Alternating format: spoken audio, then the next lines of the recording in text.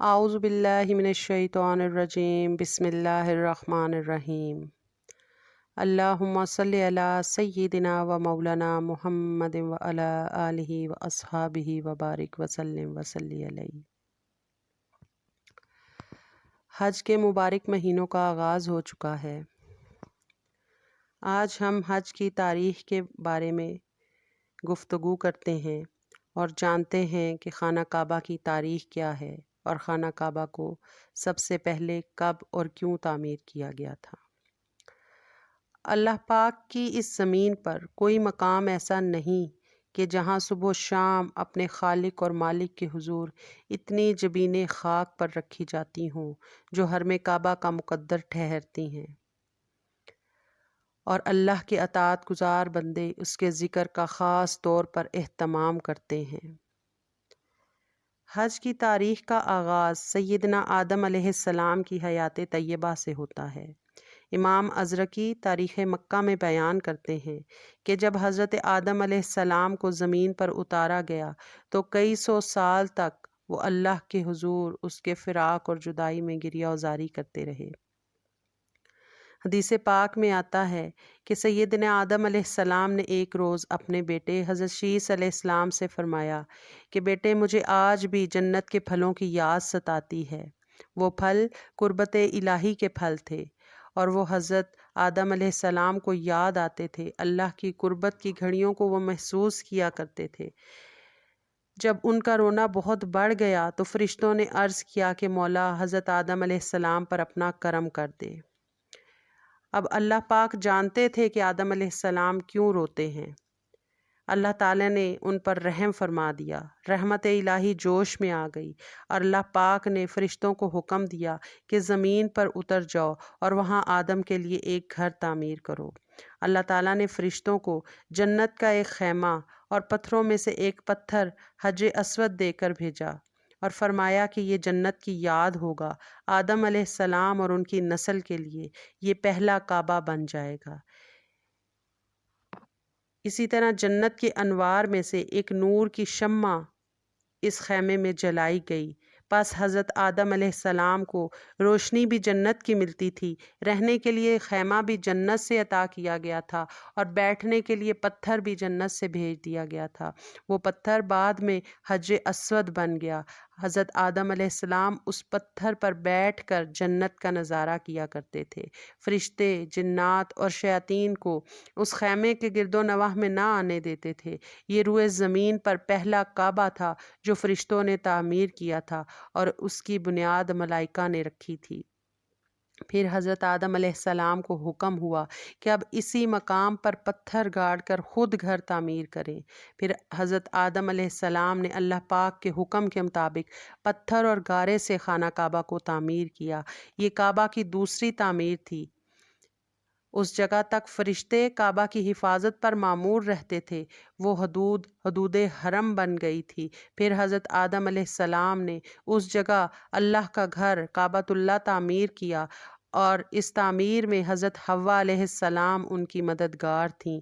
वो गारा उठा कर लाती थीं और हज़रत आदम अलैहिस्सलाम उसको उठाकर मुकर्रम मकाम पर रखते थे।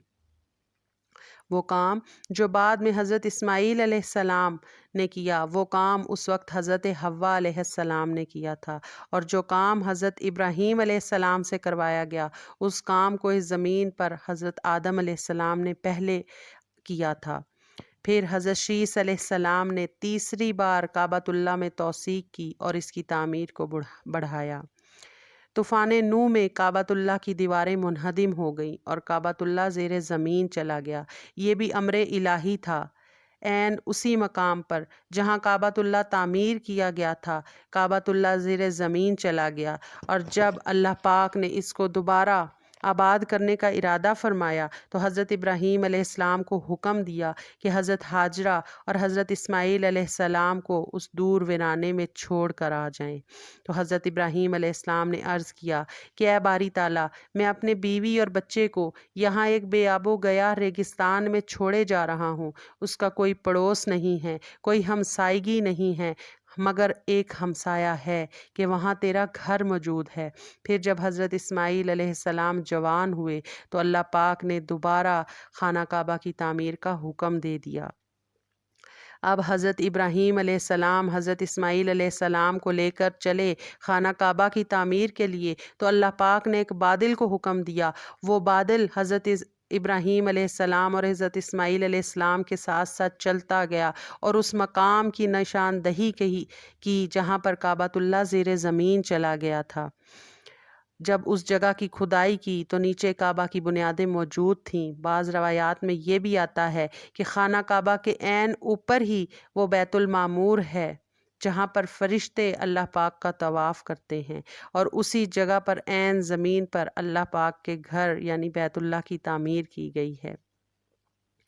حضرت ابراہیم علیہ السلام جب خانہ کعبہ کی تعمیر فرما رہے تھے تو حضرت اسماعیل علیہ السلام انہیں گارا اور مٹی لا کر دیتے تھے اور پتھر اٹھا کر دیتے تھے، اور حضرت ابراہیم علیہ السلام جس پتھر پر کھڑے ہو کر کعبے کی دیواریں اٹھا رہے تھے اس پتھر پر کو ہی مقام ابراہیم کہا گیا ہے۔ اس پتھر کے اندر اللہ پاک نے یہ قدرت عطا فرمائی تھی، جیسے جیسے دیواریں بلند ہوتی جاتی تھیں حضرت ابراہیم علیہ السلام کو اونچا کرنے کے لیے وہ پتھر ایسے ایسے زمین سے اوپر اٹھتا چلا جاتا تھا اور حضرت ابراہیم علیہ السلام کو مطلوبہ بلندی تک پہنچا دیا کرتا تھا، اور حضرت ابراہیم علیہ السلام حضرت اسماعیل علیہ السلام کی مدد سے خانہ کعبہ کی تعمیر کرنے میں کامیاب ہو گئے۔